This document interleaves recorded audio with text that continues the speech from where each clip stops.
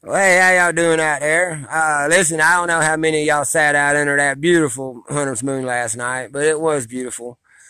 And even though they did start chemtrailing it and you could see it because the moon was so bright, it was actually a very enjoyable and very fulfilling evening for me. And since I said a lot of things that sounded spooky and crazy, I kind of just wanted to back them up. And how that you can take signs. I have a brother out there, David, and I want to be talking with him soon, so we can both give y'all some knowledge on the way just our local law enforcement, judges, our states have all been bought out by big oil, and they're demonizing the people that talk about it, and they're demonizing the people that stand up against the rape of this earth. But there's a reason for it, and there's a reason and a way of defeating it, and it's our brotherhood. It's being tribe. It's we the people taken back. And but we all have to find our role in this, and this is what I asked for last night. And part of doing what I do, it has certain things that I like to have in place, so to speak. And so one of them, I wanted a little cup of red wine, just as a symbolism, just like maybe Christians do it so much. But it just so happened I was able to get that. The sister down there keeps a little bit, and so I was sitting up there, and I just had it. I came up and I had it in a little box wine stuff, and but I didn't bring a cup, so I got to looking around, and sure enough, I found this little old. Y'all remember these little old jelly jar cups? I'm drinking me some spring water out right now. Well, I saw it kind of glinted in the moonlight. It was pretty late, and it probably glinted in the moonlight a little bit. I kind of saw it over in an old trash pile, old burn pile. And sure enough, amongst the other melted glass and old charred stuff, there's this old jelly jar, and it was pretty dirty. But I had a little bit of paper and put some water on it, cleaned it up, and poured a little wine in it. And I saw it sitting there in the moonlight, and I actually held it up to the moon because things red in moonlight look black, so blood looks black in the moonlight. And just being me, like I said, and having a little fun and enjoying my fire and my dogs and my new dog I got, and found out his name was Bo last night too, by the way. And but at one point, I picked it up when I was looking at it through the moonlight, and I'd questioned what's my purpose in all this, because I've gone through hell the last 2 months, y'all. I've had so many great reasons to hate and fight back and be vengeful and be an Aries and be this and be that, and man, and I came through it. I came through it with just a little bit of trouble. That should have been a lot more trouble. So as I was holding that glass, like I said, my question was, what's my place in all this? What am I supposed to, what is Bill Bunting? What is my spirit, my soul supposed to be doing? Because I want so many other things than what's going on in my life right now. And believe it or not, while I was holding that glass right there, I just kind of flashed back to my 4th birthday, April 4th, 1968. And I was sitting in front of the TV set looking at Walter Cronkite, literally crying, telling us how Dr. King had just been murdered in a motel room in Memphis, Tennessee. And I remember how even then with the red Kool-Aid, because we had these, all the kids had these, because all the moms collected these that were poor. If y'all came up poor or even middle class, you probably had these at the dinner table. You had big ones for the adults and the little ones for the kids. And they had all been around my birthday cake and all been around the party. All the kids had one, all the cousins, because we just, we had family birthday parties back then. And but I'm sitting in front of the TV, and everybody is, and my mom, my grandma, and everybody in the house is crying because they love Dr. King. They were educators. They weren't biased people. I wasn't raised in hate. I wasn't raised with bigotry or racism. I was raised in a home of equality, a home of women and educators, like I said. So they were all very upset, and I'm taking in the energy. But I do remember the glass in my hand. I also came up during the Vietnam War era, and we saw a lot of blood and guts on TV because they showed real war back then. They didn't show the fake wars they show today. And somehow I associated death with blood. So I'm looking at my red Kool-Aid and I'm thinking blood. And I'm looking back at my red wine in the moonlight and I'm seeing blood. And that's when it hit me like a ton of bricks. Dr. King was a brother, and I ain't nowhere. I'm not even in the shadow of a man like Martin Luther King. He is a hero of mine, and that's always been. And I don't want to get all teary about that, but I love that man. I love his message. I don't care about the rest of the bullshit. He said the one thing that made the most sense to me in my whole life, and this is here's my purpose, y'all, is to remind you, it doesn't matter what ship we came in on. We're all in the same boat now. So I'm a brother. All I'm going to do is lead by example because I'm a self-leader. So I'm just going to lead myself.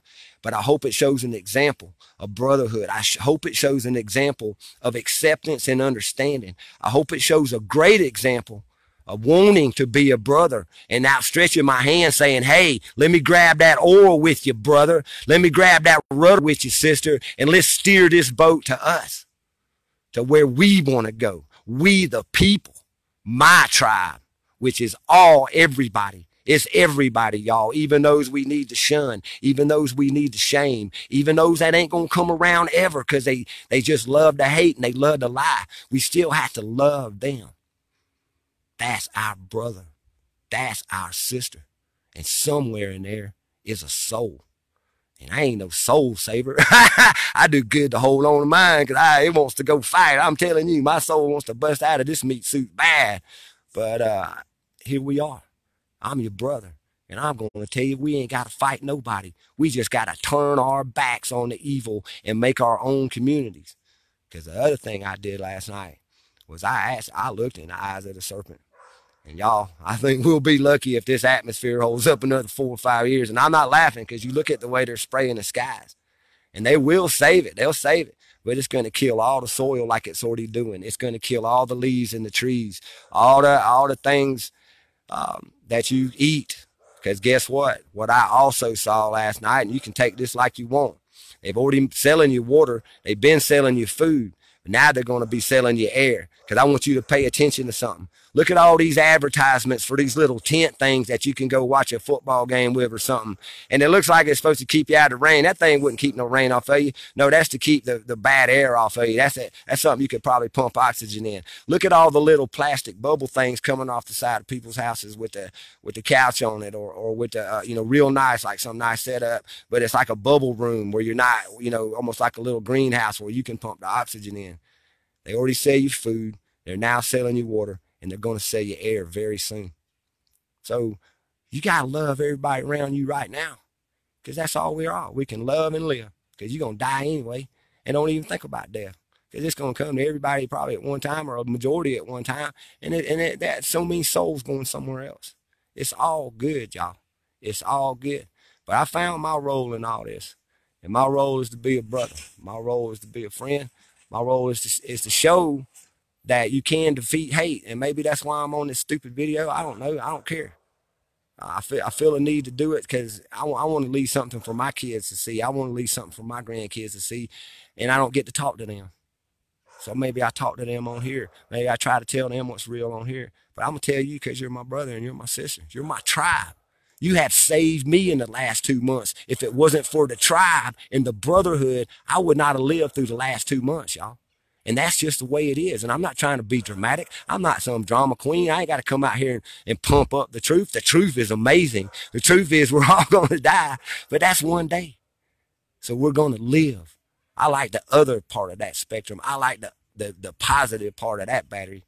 I want to live and I'm going to show you life by example. I'm going to show you brotherhood by example. I'm going to put down the things that I consider to be divisive or unruly, but still I have to be the elder that I am. And I have to take that elder position. And all of y'all that are 50 or over, and you got grandchildren for sure. I don't care how old you are. If you got grandchildren, you're the elder and it's time for you to speak. There needs to be somebody that knows the history. There needs to be somebody that knows the name. There needs to be somebody that knows all of what happened. Your bloodline, your family. And you best pull your family in tight. Pull your family in tight. And when I say prepare for things, well, you should have been doing that anyway. You ain't got no water. You ain't got no food. So that ain't nothing new. I ain't telling you nothing new. I'm just saying that it's time to live. It's time to be ready for it. It's time to pull in the family. And I mean your whole family, whatever you call family. But your bloodline is important, and keeping up with that's very important. And we all have our place in this. Some of you are teachers in many, many ways. So it's like a library, and and there's all these books. But all the books kind of tell the same story, but in a different way. So you tell your story in a different way. I'll tell my story in my way. And we'll all learn from it. Because we got to teach these youngins how to do stuff. We got to teach ourselves how to be brothers and sisters again. We have to pull in our tribe now. So think about that. And hey, What was ever wrong with hugging somebody or trying to find a reason to like somebody? What was ever wrong with coexisting and helping a neighbor? What was ever wrong with dual gardens or neighborhood gardens or hey, like during World War II, having victory gardens and not growing grass in your front yard but growing food? What was ever wrong with taking care of ourselves? When did we ever fall for a lie that we needed some help from some war daddy government or somebody else? Because they made you feel less. They made you feel alone. They put you outside. They made you an individual. They gave you a box to walk in. You ain't never had a chance to be you. So I'm just going to let you know that you can be you. Because I'm me. I like it. I love it. So you can be you. And we can all be different, but we can all be on the same page. We have family. We have a lot of love to give. We have a lot of life we want to live. So start living it right now, this very second while you're listening to me.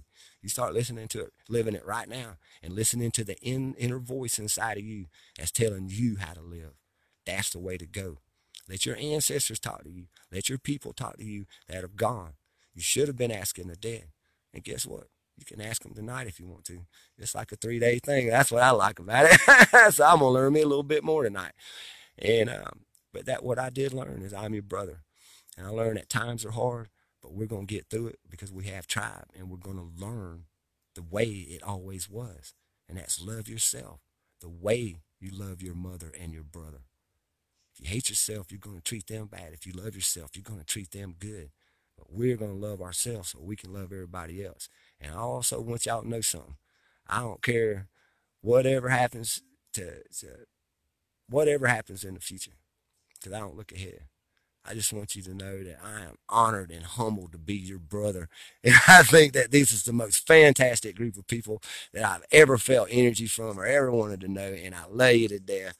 Peace, and don't live in fear. Y'all be good.